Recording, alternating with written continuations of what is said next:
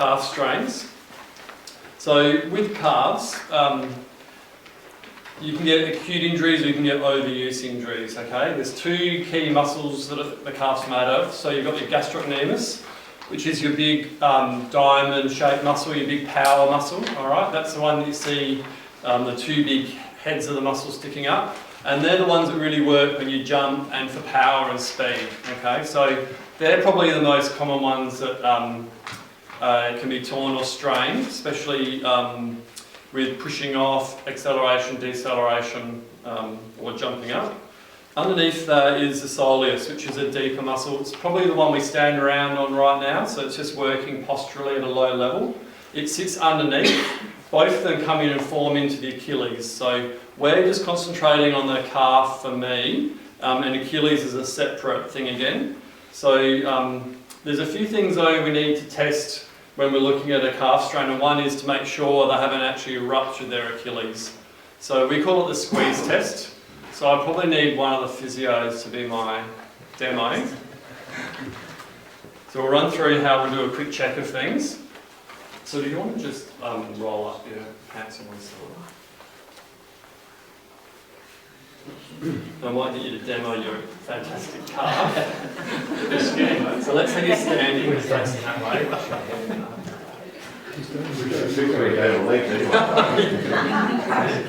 So if you push up on your toes for us, so you can see his gastrocs, this one here. So it's the main big one there, and his soleus is sitting underneath. Okay.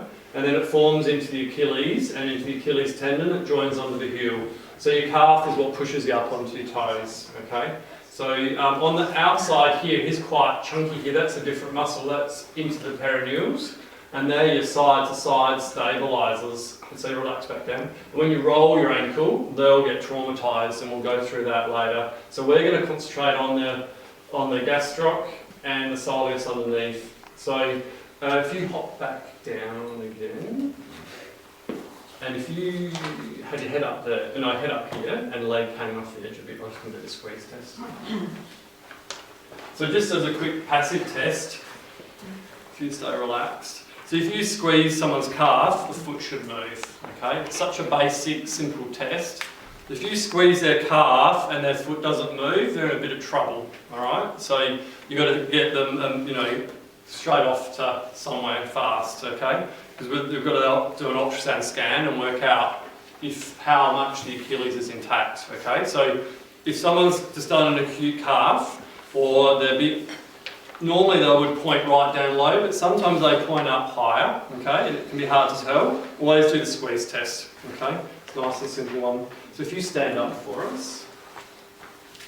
So the other test we do is just testing to see how the calf's working. So the first thing we'll get them to do is toe raises and see how much pain there is and how far they can go. We'll do double leg ones first. Good.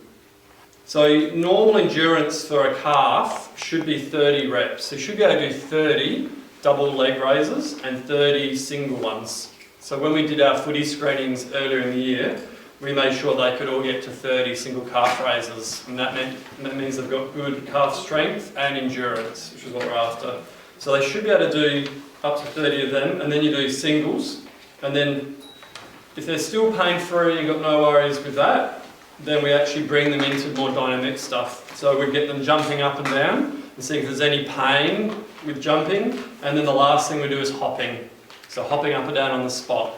Alright, so if a player's coming back from a calf and you want to know if they're allowed to go out and run, they've got to be able to hop pain-free before they can run, really.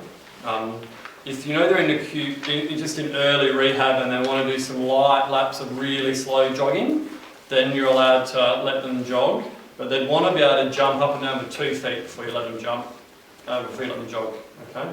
So there's some basic tests that we'll do for function of the calf.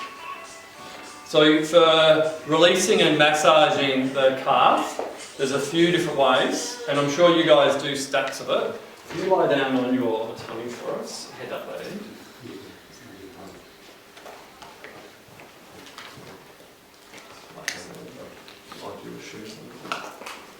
So you've got to work out what you're trying to massage. Is it the gastroc or the soleus underneath? So You should get that by where they're pointing.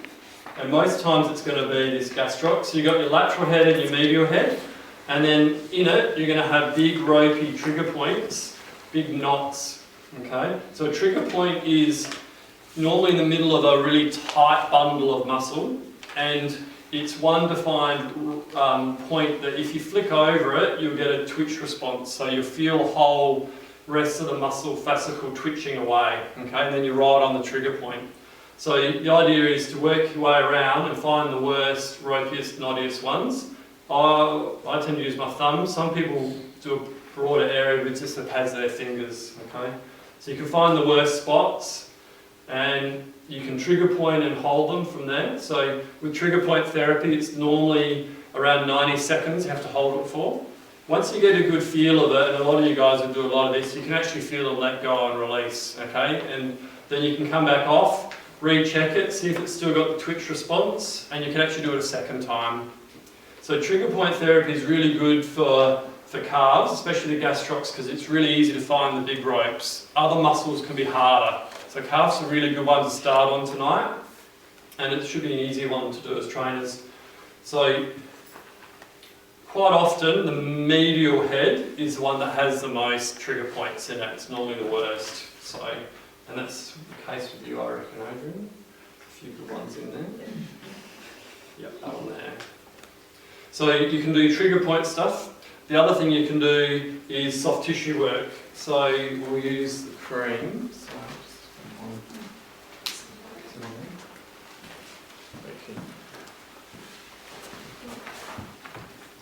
There's heaps of different ways you can massage. So you can use your fingertips. You can put one reinforcing hand over the top. So you're pushing up. You can get your thumb and trap it with the heel of your hand and push through. That was really good if you don't have quite enough strength in your thumbs. So I'm actually using all my right arm and body weight leaning in, and my left thumb's just following under for the ride. And you can strip through the muscle. Okay? If you know they've got a particular tear in one spot, you can actually friction over that area, like you do on tendons. That's called friction massage. And you can just hook your thumb over and friction across it. And you can follow through the worst, ropiest parts of the muscle. Alright? So you can do that on either side of the calf. And it doesn't really matter whether you're pushing up towards the heart or down the other way. It doesn't really matter with this sort of massage. If you lie onto your back for us and have your knees bent. Can you use too much pressure? Okay, so players will say you can. Probably you don't want to put too much pressure, especially if it's coming out of an acute phase that's going to cause re-bleeding or overstretching of it. So pain is definitely the best guide for that. So we only massage to mild to moderate at the most. So 3 or 4 out of 10, no more than that. And it'd be very unlikely to do any tissue damage if you're keeping under 4. Yep. If it's just a player that's tight and there's been no trauma, you go as hard as you want. Yep. So it's only if they've just come out of traumatic disruption of their muscle. Pre-game, hard as you like, got softer. That's a good question. What do you think, Tim? It should be softer, isn't it, pre-game? Depends on the athlete and what they can take. I mean, You'd certainly want to make sure that they've had that sort of massage before, and they know what they're like immediately afterwards. Because because everyone's so different how they react. So we do a lot of acupuncture needling, and some players will have that at half time and stuff like that. If you did that on other players, they might not be able to walk straight afterwards. So you really got to know how they react to things. So you wouldn't do it on game day, you'd test it out prior. So with the soleus, you can also do another technique where you actually have them sitting up and you get cream and you're actually going to sit on their foot and then you drag back. So I've just hooked my fingers and I'm dragging and leaning my body weight back. So what this does, even with the knee bend, it makes the gastroc a lot slacker, and then you can really trap the soleus against the back of the tibia bone. It's quite nice, isn't it? So right through that lower third is where you'll get the soleus the most. He's got some deep, nasty triggers through there, and just leaning back using your body weight and hooking under. So that's a really nice technique to get in really deep and underneath the gastrocs. Does anyone else have any ways they do calves different to that? You can trigger like that as well for the soleus with Yes. your fingertips. Yep. That's the other So thing. you just find lean that, you find the worst spot and then you can just hold in there for a minute and a half. Leaning back. You don't actually need a lot of strength for it, you just use your body weight. Yeah. Actually works really, So really you well. link your hands. Sometimes you can link and really like knead the Yep. So pushing it out. muscle belly. Yeah. You probably don't have quite big enough calves for that.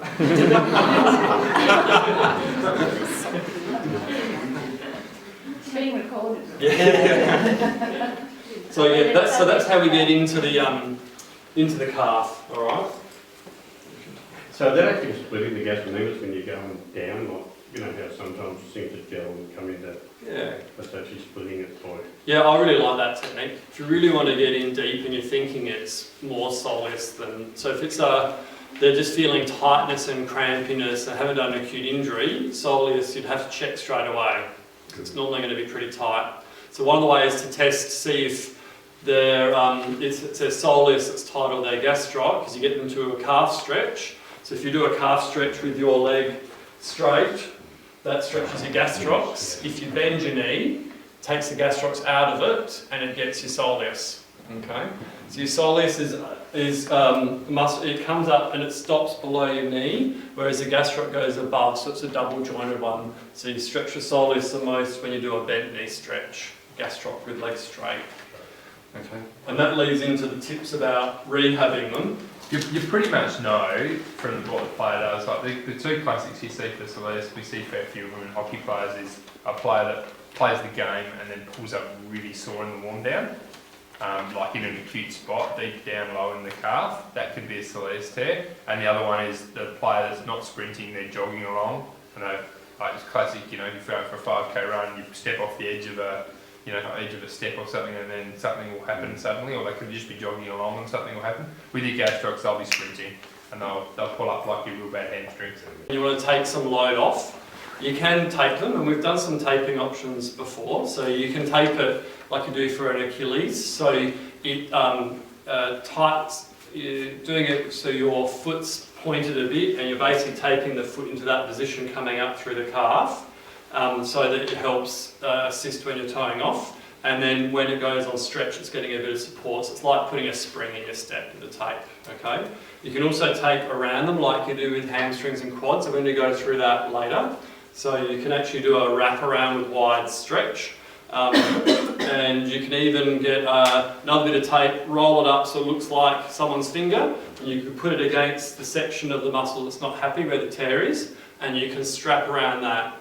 Okay, it tends to, the pressure on that spot puts under a bit of stretch, and that makes that section of the muscle not work so much. So it's a good way of unloading a particular spot of the calf. One of the other tips is a heel raise. So if you put a heel raise in, it means you're in a bit of plantar flexion to start with, which means you're not having to stretch it so much when you're running.